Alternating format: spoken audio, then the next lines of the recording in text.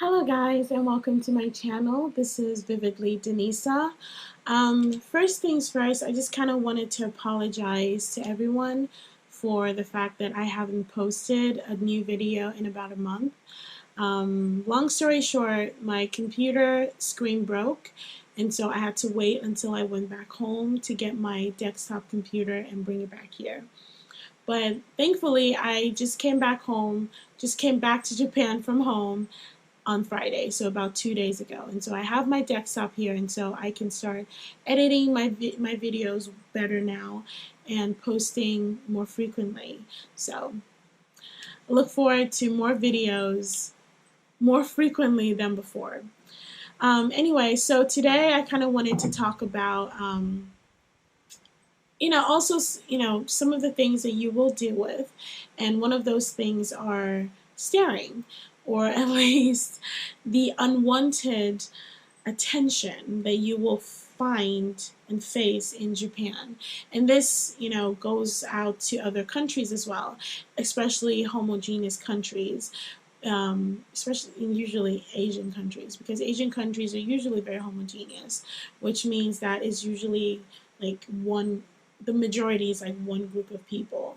So they look a certain way, and they talk a certain way, the same language, everything. So in Japan, most people are of course Japanese, and they look like your typical average Japanese person.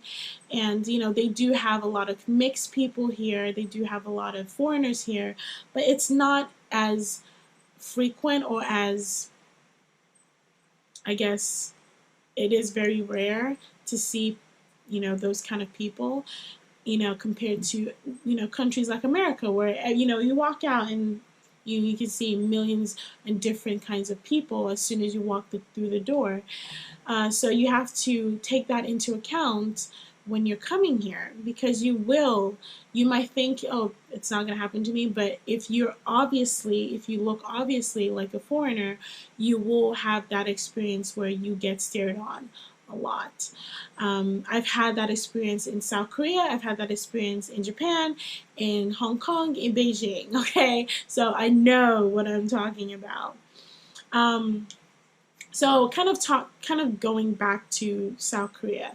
I think I've mentioned before that I did study abroad in South Korea 4 years ago. I was, it's basically my last year of my bachelor,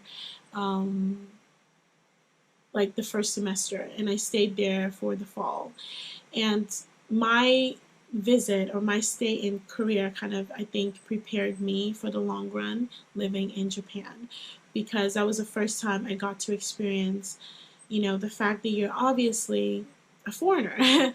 And being a black foreigner, I stand out I think even more than white foreigners, because I am even more of a rarity, if that's a word. They don't see a lot of people like me. When they see foreigners, it's usually white foreigners. So I'm even more of a rare commodity, I guess, than your typical foreigner. And so there's nowhere I can hide. My skin kind of stands out, my body shape stands out, and so I just kind of have to deal with it. And you will have to deal with it. This is something that you have to face. This is something that every foreigner has to deal with. And yeah, it's very hard at first, definitely, because it's this unwanted attention. It's not something that you ask for. And maybe you like it, maybe you don't. It depends on the kind of person you are. But at first, it is very uncomfortable. You feel very self-conscious.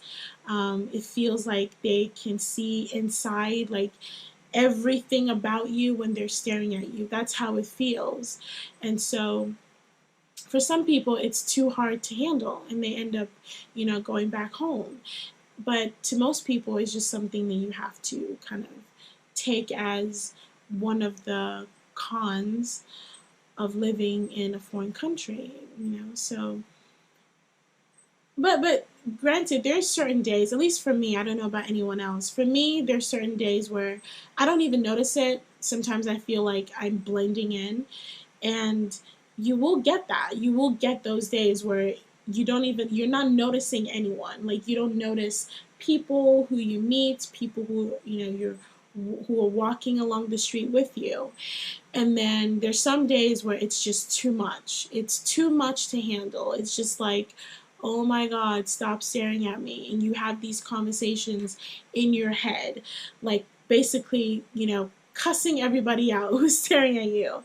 Like, please stop looking at me. Please stop looking at me. Like, you have these conversations in your head. So it just depends on, the day. Sometimes you notice it and sometimes you don't. Um, And then, like, you have to take into account, don't take it personally. Don't take it as in they're looking at you in a malicious way, or they're looking at you with, some kind of disgusted, you know, reaction. It's not that. It's just about the fact that they don't see people like you every day. If they do see people like you, it's on TV or in social media or in music videos. You're not someone that they walk out of their house and expect to meet or expect to see.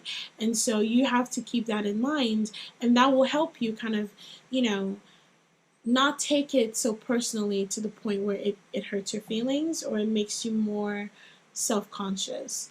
Um, you know, if you're someone who is, like I said, if you're someone who's so obviously not typical, whether it's your body type, maybe you're thinner, maybe you're curvier, maybe you're, more chubby, maybe you're taller, maybe you're shorter, your skin color, your hair color, your eyes, if it's something that is not found in the typical average Japanese person or Korean person or Chinese person, then you're going to stand out, and that will make them stare at you. And you just kind of have to realize that before coming here and accept that, because that is something that you're going to have to deal with.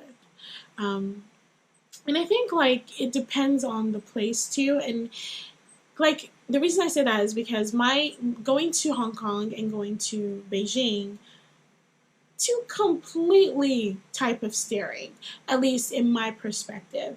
And I think it had everything to do with my experiences interacting with the people. In Hong Kong, I had a horrible experience. And I think it has to do with the culture. They talk in a certain, they talk and they do things in a certain way that is very, for me, very harsh. The way their voice, the way they say things is very harsh. The way they do things are very harsh. But I think it's the culture, because if I was in a restaurant and my waiter just kind of threw my food on the table, in America, that's like, dude, what's your problem? It's seen as rude. But over there, they do things in a hurry, and so it's just kind of like in a fast pace. So to them, it's completely normal.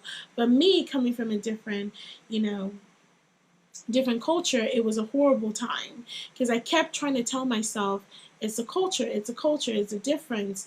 But I was still having, like, there's certain times where I'm just like, I don't, I put it back in my mind and don't really think too much about it. And then there are times where it's just like, it's too much. And so I think that had to do with kind of the way I perceived the staring. The staring for me in Hong Kong was much more intense. It was a lot more intense. And I kind of attribute it to the way, to my experiences with the people. So I interpreted their staring as more intense than in Beijing. In Beijing, like, people stare at you with a smile on their face. Like, sometimes it's creepy as hell, and sometimes you just kind of like, okay. Like, there were certain situations, certain places that I would go to, and the people, when they stare at you, they're smiling. And I'm just like, okay, I don't know what is going in your head, but all right, it's a smile. I'll take it. Yo, I'll take it.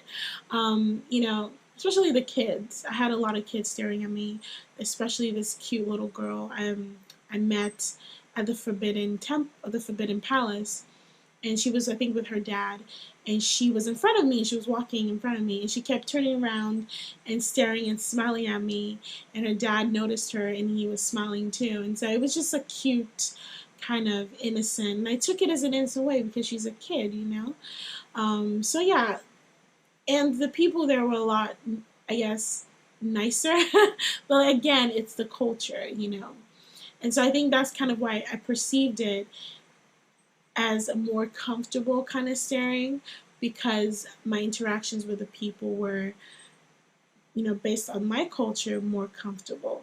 Um, yeah, I haven't experienced in Japan or even other countries that I've been to so far, I haven't experienced any negative to the point where it's personal. Like, no, I haven't experienced any racist or like colorist interactions with people. But then again, I stayed in these countries as a tourist. You know, I did my study abroad for 5 months in Korea.